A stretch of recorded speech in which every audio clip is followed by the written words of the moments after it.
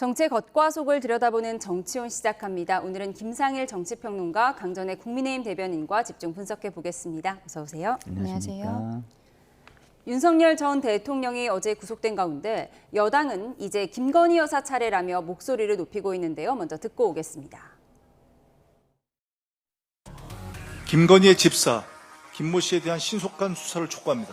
법 해석의 차이로 특검 수사에 차질이 발생하는 일이 조금이라도 없도록 필요하다면 특검법을 개정하는 등 특검을 적극적으로 지원하겠습니다. 김건희 일당, 벅꾸라지들이 특검의 수사망에서 빠져나가는 일이 절대 없도록 하겠습니다. 3대 특검이 만나는 종착지 김건희는 사실상 윤석열 내란 정권의 최종 배후입니다. 윤석열을 등에 업고 대통령 노름한 김건희의 구속은 사법 정의의 시작입니다. 저는 법원의 판결을 존중해야 된다고 보고 있고요. 저는 당연한 기결이다, 사필 기정이다 이렇게 생각을 합니다. 국민의힘에서는 정치 보복이다 이런 비판도 나왔는데요. 저는 여야 불문하고 정치 보복이라는 단어는 사라져야 된다 생각합니다. 네. 자기들이 불리하면 무조건 정치 보복이라고 하는 이런 잘못된 간행은 저는 국민들로부터 동의를 구하기가 어렵다고 보고 있고요.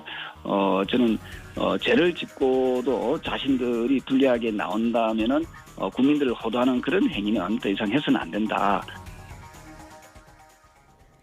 네, 윤 전 대통령이 어제 법원 재판에 이어 오늘 특검 수사에도 불출석했습니다. 건강상의 이유라고 들긴 했는데 실제 속내는 어떤 걸까요? 글쎄요, 이게 실제 건강상의 이유인지 확인을 해봐야 하겠지만요. 국민들은 정말 그럴까? 라는 생각을 할 것 같아요. 진짜 양치기 소년 아닌가 이런 생각을 할 것 같은데. 지난 1월에도 서울구치소에 지난 머물면서 1월뿐만 아니고 번번이 이 검찰이나 경찰 수사가 있을 때마다 공수처 수사에도 마찬가지고 한 번도 제대로 된 협조하는 모습을 보인 적이 없습니다. 다 불응하는데 불응 이유는 갖가지였죠. 하다 못해 이제 자기 건강까지 칭병하면서 하는 거 아니냐라고 국민들은 생각할 것 같고요. 한 번이라도 좀 신뢰할 만한 모습을 보였다면 그러지 않겠지만 지금 이거는 거의 국민들 입장에서는 법 앞에 평등이라는 게 과연 있는 거야? 라고 질문할 만한 상황이고 정말 수사를 법 기교 기술을 다 동원해서 방해하고 있는 거 아닌가라는 의심을 할 거라는 생각이 듭니다. 예, 특검 측은 진짜 건강상의 문제가 있는 건지 확인을 요청하는 공문을 보냈다고 하거든요. 그럼 만약 그렇지 않다면 강제 구인도 할 수 있다 이런 건가요? 그렇죠. 대법원에서는 이렇게 구속영장이 발부가 되었을 때 그 안에는 피해자 신문을 위해서 강제 구인하는 권한까지 함께 들어있다라고 보고 있거든요. 그렇기 때문에 지금 특검에서는 실제로 아픈 것인지 이 부분을 확인하려 하는 것으로 보입니다. 그런데 그저께 저녁에 영장실질심사가 끝나고 나올 때만 해도 윤석열 전 대통령이 어떻게 보면은 걸어서 나오는 것에는 큰 문제가 없는 것처럼 보였는데 어제도 재판에 불출석 사유서를 냈고 거기에도 건강상의 이유라고 썼습니다. 그리고 오늘도 특검에 불출석을 하겠다라고 하는 것이 특검 입장에서는 정말로 건강이 안 좋다면 빨리 회복을 시키고 조사를 해야 되는 것이지만 이것이 사실이 아니다라고 판단을 한다면 강제 구인이라든지 이런 것도 좀 진행하지 않을까 생각합니다.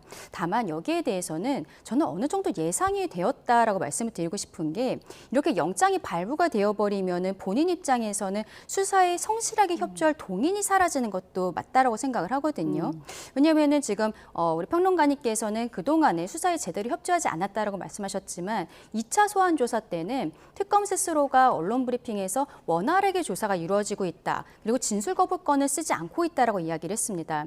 그때는 어떻게 보면은 체포영장이 그 전에 이미 한번 기각이 되었지만 본인이 수사에 협조를 하겠다라고 이야기를 했기 때문에 의견서가 들어갔기 때문에 기각이 됐던 거거든요. 그러면 아마도 그때 저는 개인적으로 특검이 약간 기선제압을 했다라고 생각하고 구속영장 청구가 어느 정도 가까워왔다는 생각하에 수사를 협조를 했었던 것으로 보입니다. 근데 이제는 더 이상 계속 구속이 돼 있는 상태가 예상이 되기 때문에 협조라든지 이런 것들은 앞으로도 좀 생각하기는 어렵지 않을까 그렇게 보입니다. 예, 재구속된 상황에서 협조할 동인이 사라졌다 이렇게 분석을 하셨습니다. 저는 그렇게 보면은 이분이 법조인 맞나 이런 생각이 드는 게 이런 법 그 과정의 최종은 재판이잖아요. 그러면은 체포영장이 끝이 아닌데 이게 그러면은 체포영장에만 부정적인 영향을 주고 재판 결과에는 부정적인 영향을 안 준다는 건가요?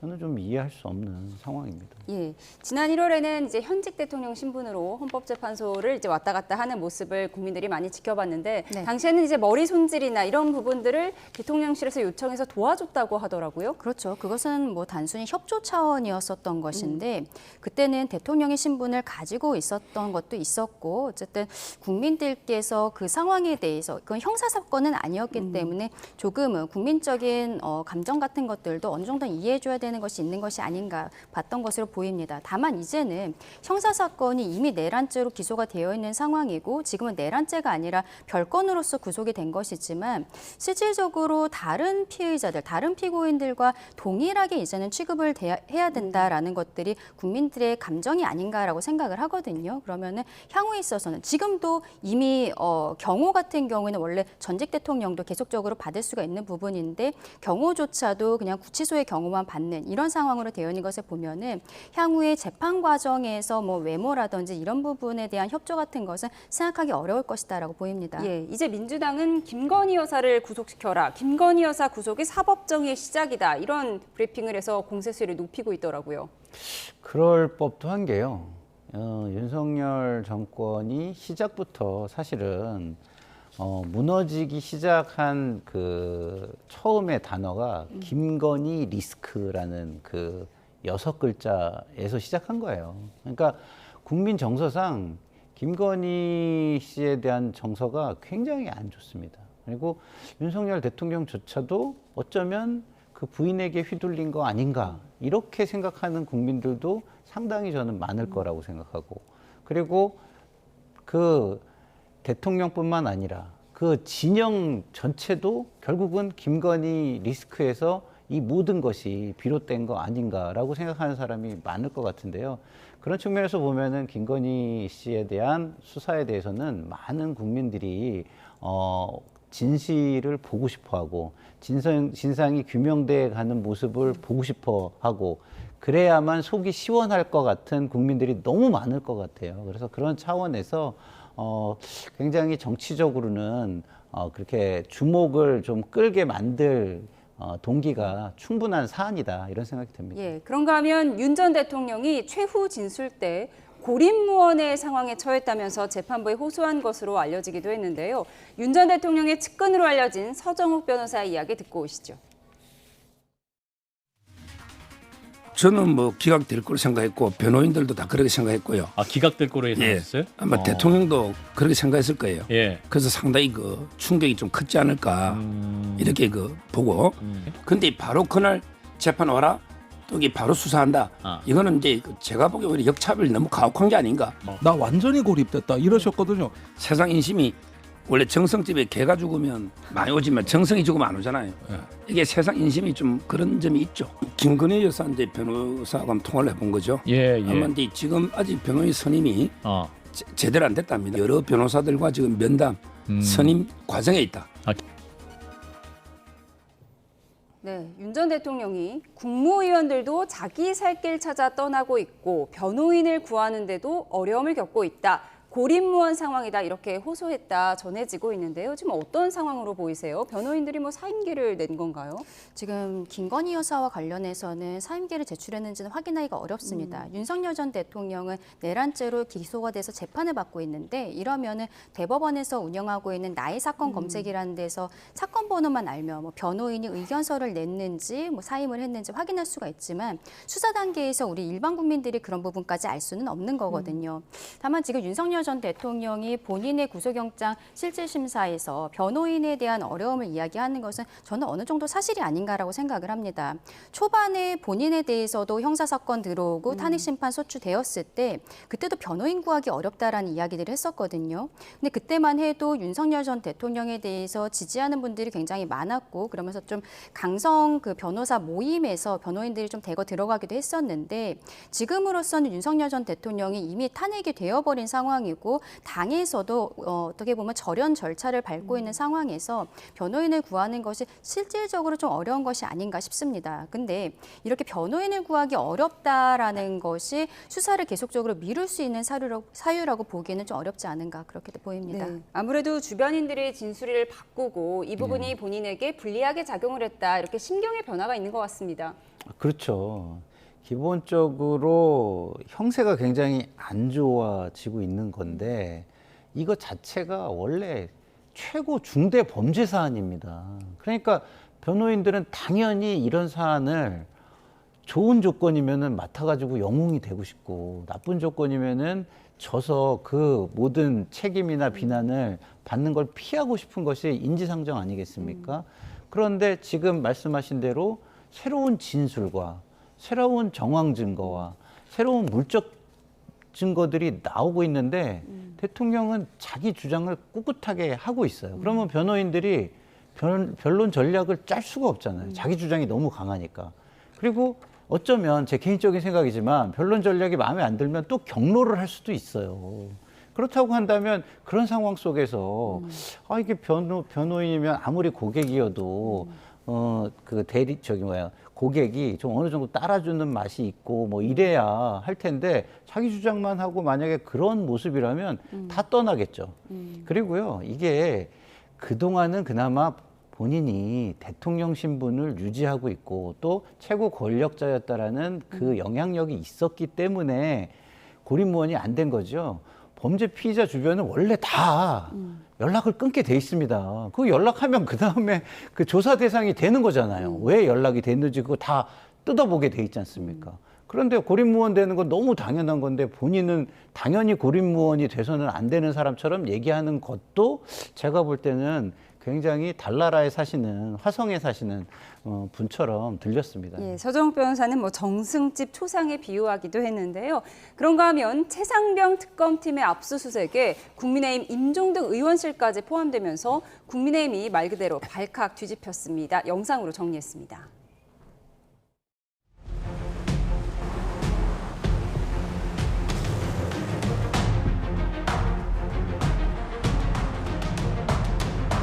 여사님도 드셨어요? 아, 네네네네네. 건강은 괜찮으세요? 그럼 혹시 최상병 특검에서 나왔습니까? 그 당연히 직권남용 보고 관련한 거고요. 윤 전 대통령님이 쓰시던 해석권 말씀하신 아, 거죠? 제가 이제 좋지 않아서 저희가 수사 협조를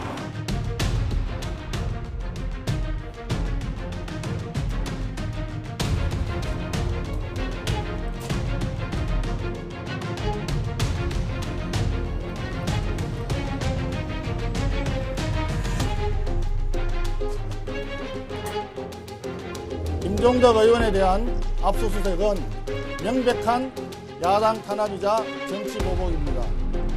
야당 망신주기 압수수색 즉각 중단하시고 철수하기 바랍니다. 대통령실 근무할 때 사용했던 PC든 노트북이든 거기 가서 압수수색을 해야만 할 것입니다. 왜 국회 와서 압수수색을 하는 겁니까? 네, 최상병 특검은 이른바 VIP 경로설의 진실을 밝히기 위해서 임종득 국민의힘 의원의 의원실과 자택을 압수수색했습니다. 네, 임종득 의원은 최상병 사건이 있었던 2023년에 대통령실에서 근무를 했었죠. 그렇죠. 그때는 국가안보실 2차장이었었는데요. 근데 이게 좀 저희 국민의힘에서 이야기하는 게 오히려 국민들 눈높이에 맞지 않나라고 생각을 하는 게 그러면은 대통령실이라든지 이쪽에 대해서 먼저 압수수색을 해야 되는데 작년에 국회의원이 됐잖아요. 그럼 국회의원 사무실을 압수수색을 한다는 것이 무슨 의미가 있는 것인가 여기에 대해서 너무 과잉한 것이 아닌가라고 말씀을 드리는 것이죠. 뭐 그리고 최근에 뭐 국회에다가 어떤 자료들을 갖고 왔을 때 압수수색이 되지 않는 무슨 성역이라던가 우리가 그렇게 생각하기도 어려운 상황 아니겠습니까? 국회에도 최근에도 윤상현 의원실이라든지 계속적으로 압수수색이 들어가고 있는 상황이거든요. 이러한 것들이 근데 다만 절차에 있어서는 법원에서 영장이 발부된 것은 맞습니다. 저는 특검은 좀 정치적이라고 생각하지만 어쨌든 법원 법원에서 나온 영장에 대해는 그래도 법조인으로서 존중을 해야 된다고 생각을 합니다만 과거에도 생각을 해보면 문재인 정부가 시작이 되고 적폐청산하겠다라고 했을 때도 굉장히 많은 압수수색이 있었어요. 근데 결과적으로는 거기에 있어서 대부분이 무죄로서 판단이 나오기도 했었거든요. 이번 특검 같은 경우에는 특히 수사를 하다가 인지한 사건에 대해서도 추가적으로 수사할 수 있는 이러한 권한들이 있기 때문에 법원에서 압수수색 영장을 다른 사건에 비해서 조금 더 쉽게 내어주는 것이 아닌가라는 생각을 할 수밖에 없습니다. 다른 사건들과 동일한 기준에서 영장이 발부되었으면 하는 마음을 갖고 있습니다. 예, 법원에서 나온 압수수색 영장에 대해서는 존중을 하지만 어쨌든 지금 현역 의원실을 잇따라 압수수색하고 있잖아요. 네. 게다가 대통령실에서 근무할 때 일인 만큼 네. 대통령실을 먼저 압수수색해라. 이것이 국민의힘 입장입니다. 그건 국민의힘의 입장이고요. 상식선에서 보면은 자, 상식선으로 생각한다면 제일 먼저 우리가 생각하는 게 집, 직장 이거 아니겠습니까? 근데 대통령실은 더 이상 직장이 아니에요. 그리고 나올 때 모든 자기의 정보나 사물을 다 정리해가지고 나오는 거 아닙니까? 그리고 남겨있는 게 다른 사람 손에 들어갈까 봐 포맷까지 하고 나오는 게 기본 상식일 거예요. 이게 상식선의 생각입니다. 그러면 거기서 갖고 나온 거는 어디로 가져가죠? 집 아니면 직장. 이게 국민 상식선이에요. 그러면 집, 직장을 하는 거는 너무 기본이죠. 근데 그것이 이상하다고 생각하는 게 저는 되게 또 이상해요. 그래서 제가 상식적이지 않은 건지 국민의힘이 상식적이지 않은 건지 저는 좀 약간 헷갈리는데요.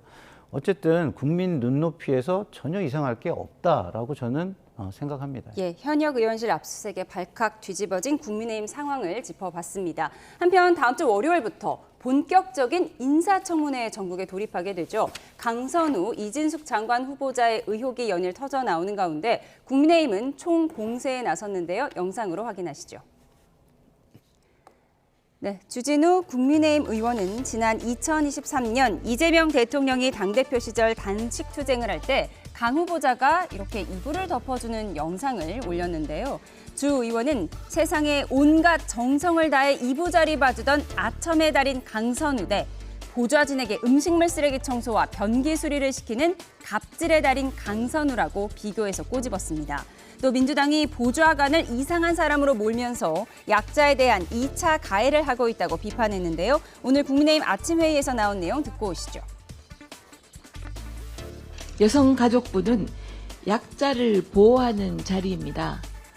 그런데 강 후보자는 갑질을 막겠다고 태움방지법을 발의해 놓고서는 실제로는 갑질의 여왕이 되었다는 사실에 국민은 분노하고 있습니다. 위선의 끝판왕이다. 네, 강선우 후보자는 국회의원 당선 이후 최근 5년 동안 51명의 보좌관을 임용했고 같은 기간 46명이 면직된 것으로 알려진 가운데 국민의힘 보좌진협의회는 논평에서 제기된 의혹들이 사실이라면 명백한 권한 남용이자 직장 내 갑질이라는 성명서를 냈습니다. 그리고 시민단체들도 임명 반대 입장문을 잇따라 냈습니다. 하지만 민주당은 강선우 후보자뿐만 아니라 제자 논문 표절 의혹이 불거진 이진숙 교육부 장관 후보자에 대해서도 청문회를 지켜보자는 입장입니다. 들어보시죠. 아직까지는 그 언론에 보도되고 있는 게 이제 일방의 의견만 언론에 보도가 되고 있기 때문에 청문회에서 당사자의 소명을 좀 들어봐야 한다고 생각합니다. 상방의 의견을 들어보고 이제 판단해야 될 부분이라고 생각합니다.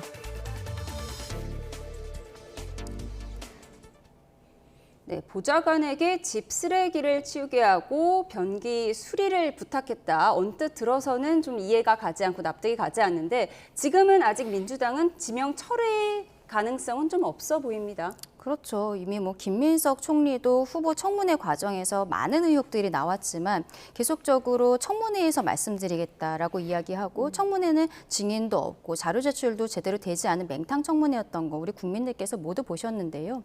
그 예가 있기 때문에 지금 장관 후보자들 같은 경우에도 의혹이 없는 사람을 찾기가 어려운 상황인데 모두가 한 목소리로 하는 것이 청문회에서 말씀드리겠습니다라고 이야기하는 겁니다. 강선우 후보자에 대해서 지금 저 46명이 대통령이 면직되었다라는 거, 한 명 한 명이 왜 면직이 되었는지 이런 부분들 소명하는 게 저는 그렇게 어렵지 않다고 생각을 하거든요. 그리고 또 계속 언론의 보도에 따르면 강선우 후보자에 대해서 이제 국회 보좌진들이 쓰는 익명 커뮤니티가 있는데 거기에서 안 좋은 글들이 올라왔을 때 이거 글 쓴 사람을 색출해내라 이런 지시까지 들어왔었다라는 겁니다.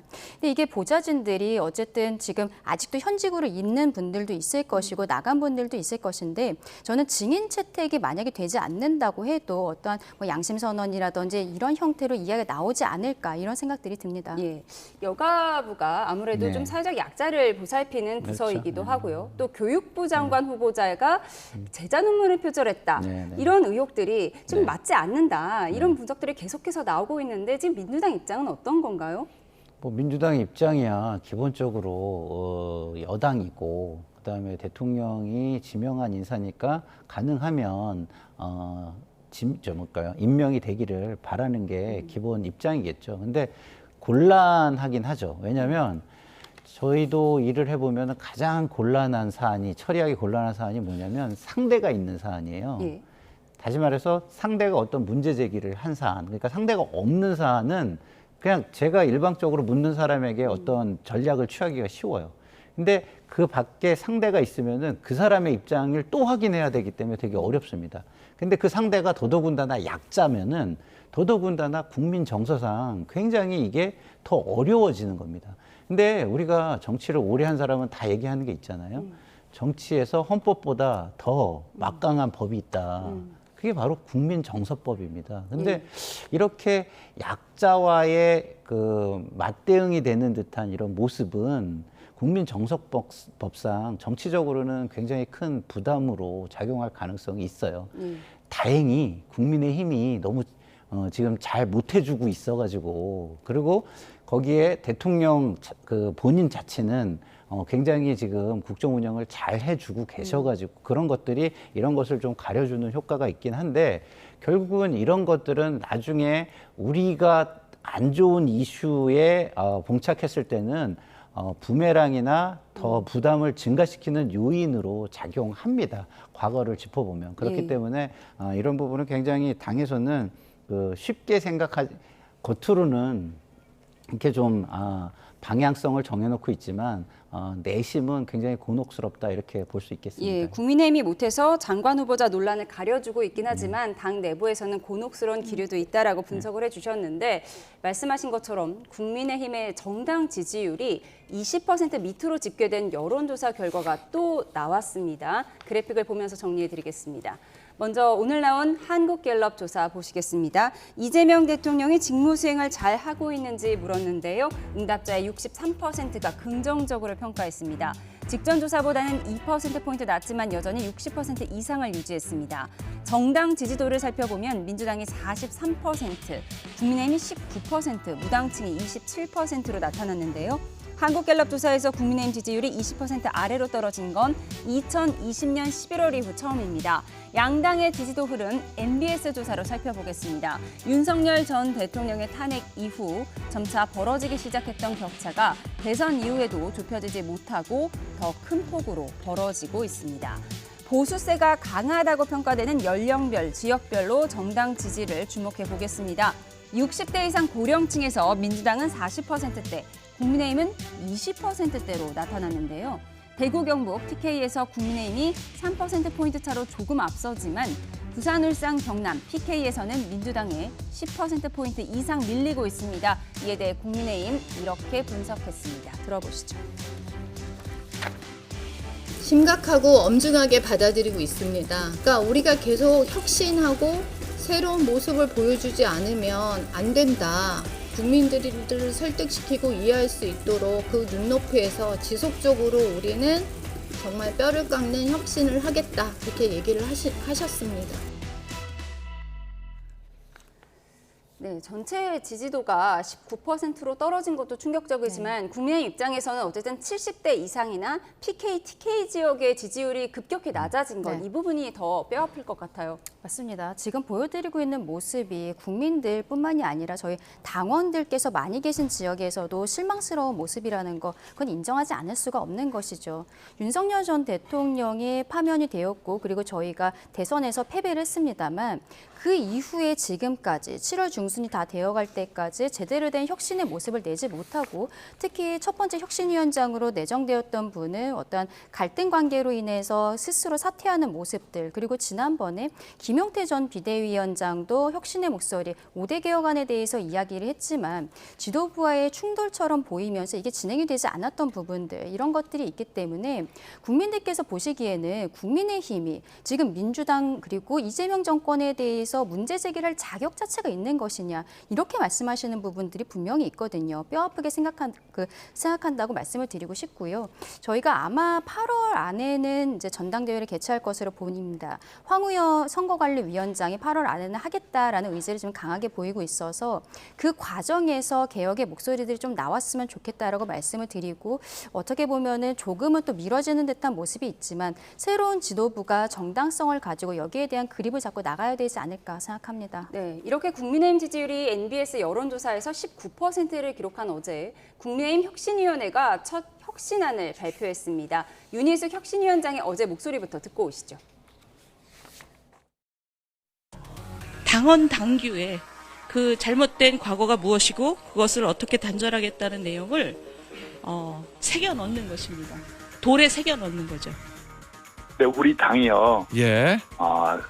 사람을 아껴야 됩니다. 누구나 특히 열심히 일하다 보면 과가 생기고 흠이 생겨요. 그래서 그분들이 잘한 거, 또 좋은 점을 모아서 당을 이끌어 나가야죠. 자꾸 사람을 배척하다 보면은 어려움이 극복을 할 수 없는, 지금 우리 당이 그런 모습이에요. 국민이나 당원들이 새로운 사람이다, 또 새로운 당대표다라고 뽑히는 사람은 인적 청산 대상이 아니라 그 자연스럽게 새로운 희망을 가질 수 있는 당대표일 테니까요.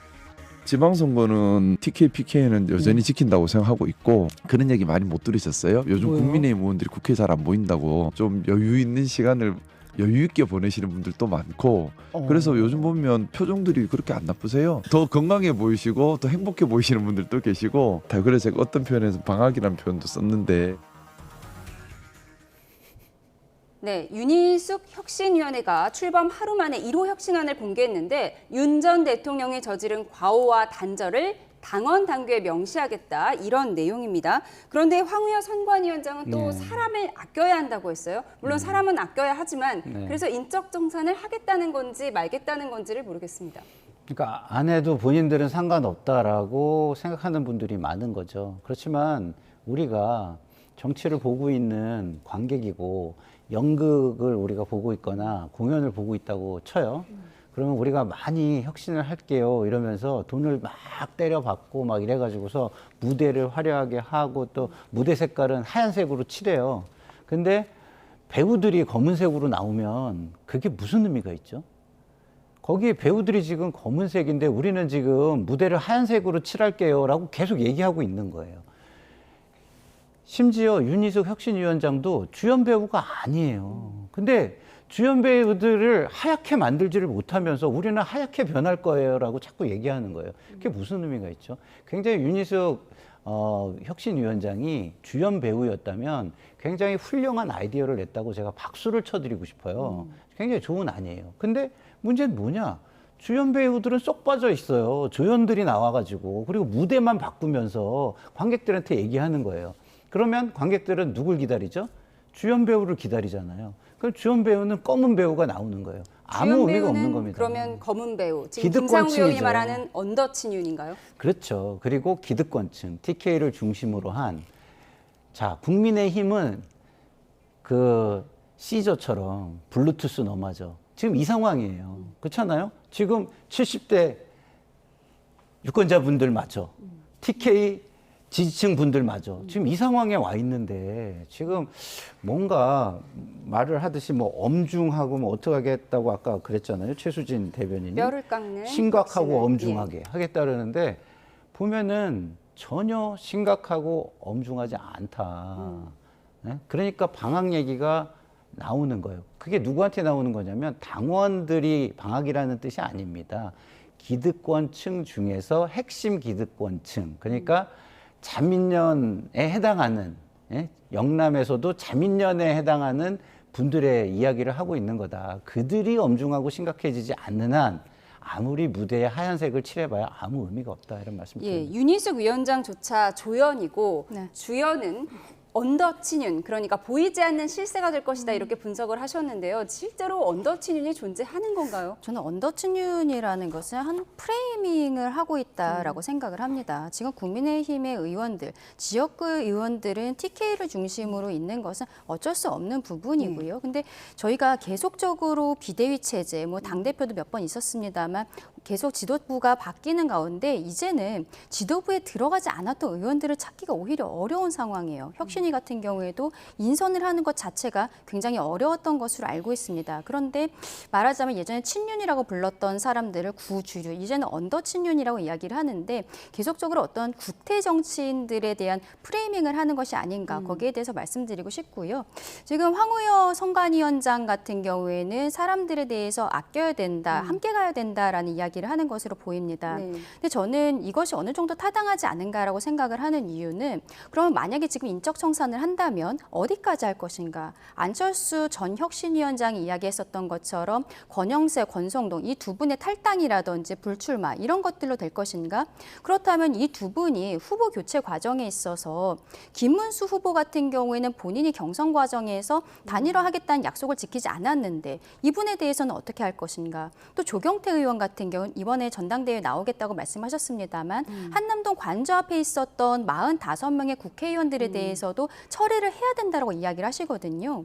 그러면은 저희 당에 있는 국회의원의 반 정도가 되는 거예요. 어떻게 해야겠는지, 여기에 대한 인적 청산이 지금 당장 급한 것인지에 대해서는 조금 의문이 있고, 오히려 저는 새로운 지도부가 혁신을 더 해야 된다고 말씀을 드리는데, 국민들께서 우려하시는 건 바로 그겁니다. 언더친윤이라고 부르던, 구주류라고 부르던 이분들은 워낙 본인의 지역구가 단단하니까 어떤 정권이 들어오든 누가 흔들든 이분들은 그 자리를 계속 지킬 수 있기 때문에 복지부동하다라고 생각하시는 거거든요. 그렇다면 공천 방식에 있어서의 혁신, 이런 것들에 저는 중점을 맞춰야 된다라고 생각하고, 지금으로서는 저 개인적으로 인적 청산보다는 탄핵에 대해서 반대했었던 당론을 무효화해야 된다라고 김용태 전 비대위원장이 이야기했었던 부분들, 이 부분을 중심으로 지금 나아가야 되는 것이 아닌가라고 생각합니다.